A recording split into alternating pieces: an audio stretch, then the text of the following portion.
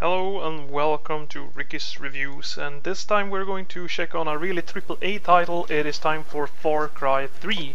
So my first experience with the Far Cry series was actually back when the game released in 2004, and I really thought it was a revolution for shooters and FPS in that time, because they took a somewhat tight spot and a little bit of a cliche style like Doom and Quake and such titles, and they made a different approach to this, even though they did not at that time have that much technology and other games to rely on. They basically created a whole idea by itself, and they had a couple of hits and misses. What I remember the most is of course the tropical island, the graphics, and the extreme action that you could feel, and that you had numerous solutions to all of the problems in the game. Now, Far Cry 2, developed by another company, not Crytek anymore, in Ubisoft, they failed miserably, and I don't know exactly what to say about this game. Even though they took a lot of steps in creative directions, the game itself had so many stupid misses gameplay-wise. It was just intolerable to play, and one of the absolute worst follow-ups and sequels in gaming history, in my opinion. Far Cry 3, I had nothing to say about until I saw the trailer with the dialogue and the whole drama unfolding in that short clip, the trailer of E3, for instance. So let's just say that I changed my mind a little bit, but then they started showing off gameplay that was similar to the second game, so I was really skeptical. But anyhow, developed by the same studio, together this time with Massive, Far Cry 3 develops a completely new way of playing first-person shooters, in my opinion. Now, the game starts off with you taking on the role as Jason Brody, which makes me think about Brody Man from the Kevin Smith movies, but that's another thing. Anyhow, looking at this game from his eyes, is that you come to this place with a lot of options, even though you in your back head have this like feeling of your friends being captured and things going to hell. It's such a I don't know, it's such a weird feeling to have these two contrasts, like the panic, the fear, the scared kind of feeling, but also the action and the enjoyment that you get from the whole thing, which is basically what they show you in the intro clip, with these kinds of people that go to these places, jumping out of planes and doing all these scary kind of adventurous stuff together. And also, like, these are young American children, as I want to call them, though they're grown-ups, I guess, but children's in their heart. And that is what they play with the whole game, even though they take on so many different aspects of it during the storyline. I actually think that the storyline and the storytelling and the way the dialogue unfolds with all the different types of characters, they really wrap this one up, and they put a statement already in the beginning with the intro sequence and followed up on it the whole game through, which is a really good one. The point of Far Cry 3 is basically that you as Jason want to save your friends, and you want to have revenge on this guy called Vaz. And it's also socially interesting, since there is a little bit of a political struggle with the pirates in real. So you have the pirates on this island, and the battle for this island, which I actually think is pretty funny, seeing how seeing how they take on this arcade-ish approach to that. Anyways, looking at the game from a more of a logical perspective, the game has a lot to offer. Not only is it a first-person shooter with a lot of the things that you expect from such a game, with really tight controls, with a lot of feeling in the guns, with a lot of fun situations and action moments, and the first-person perspective actually puts you inside the action just like it should. So I don't have anything to say about that, other than they really nail that kind of feeling. And I guess, seeing how mainstream first-person shooters are, this is something that a lot of companies can do easily.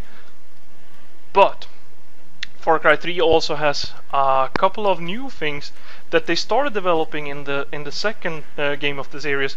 With like you have money, you find stuff, you explore this island, you unfold the map, you have to travel to places to do your quests, you have to unfold the story missions, and you have to develop things, which they take a little bit of a further step here.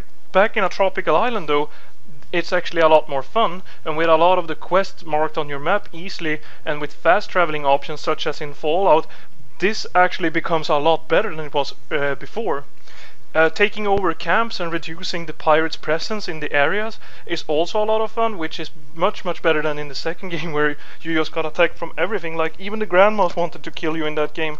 Here it is different. You also have some allies and you have neutral people that you can go to. So you get a little bit of a more like feel for the island, and that this is actually more realistic in the tone, even though things are still placed as in a game and the AI isn't that developed, but that doesn't matter. They have, instead of the really interesting AI, gameplay wise, they have taken a different approach to this by giving different types of enemies really specific functionality, like chargers, heavy people, and regulars, snipers. So they play their role the way that they are given a role.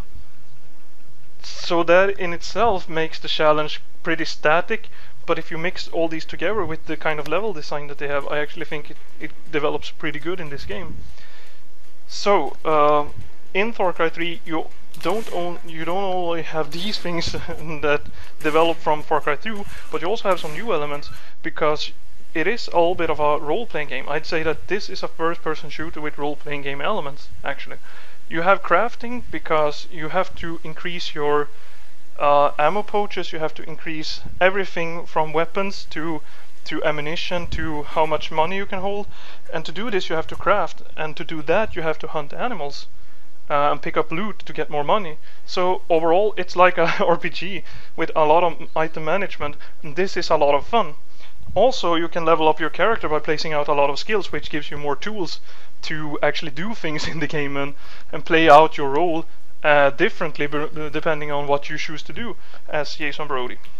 And there are 3 different paths which are very specific, I must say, and it's fun to choose the way you want to play the game, even though you can in the end do everything. Though there are some minor annoyances in the game. I've only been saying good things about this game. Like the glitching and the bugs are incredibly a lot of. They are there, and they are insane sometimes. And playing this game with PlayStation Network on, as I did in the beginning, didn't work at all. So turn that off and check it out later, as I did. Also, I think that the game has a lot of weird stuff with the animal handling. Like, I want to go and craft, I want to do those quests, but finding animals could have been a lot easier. And when the map unfolds and becomes really big, I actually think that the travel times become too long.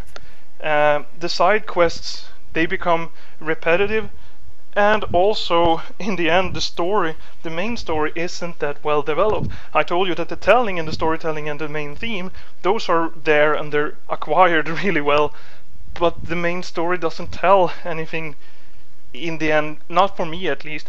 Though it is a joy to play, it is a fun experience, and it's a big step in the right direction for the series overall, and also for first-person shooters and RPGs of this type.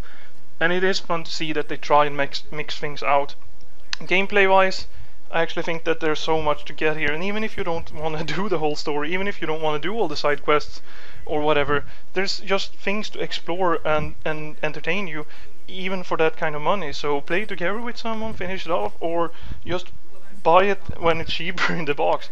I give Far Cry 3 an 8, and I just enjoy having so many tools, so many different weapons, so much to do in this game that I can't give it another grade. But with all the bugs, with all these annoyances and the scale of the game, and also that I got a little bit disappointed in how it develops and the repetitiveness, but they are there in a lot of games, so they're excused. And also like these things that they take out each other a little bit in the end. So I've been pending from a lot of different views on this game. Sometimes I don't even have fun when I play, but when it actually clicks together and when I do stuff in it, it's so much fun. And if you can get over that threshold where you understand a little bit more about the game, and if you don't mind a little bit of wait times, Far Cry 3 is a blast. And 8 to Far Cry 3, and I'll see you after the Christmas vacation, which will start for me now. So I'll see you guys in mid-January, or the end of January maybe. And I hope that you enjoyed the show this far, and when we come back we will look at some classics again, and also some new games. We will look at the Nintendo Wii U, we will look at some 3DS titles, some DS titles, and of course the promised Final Fantasy IX review. But until next time, Undertaker out.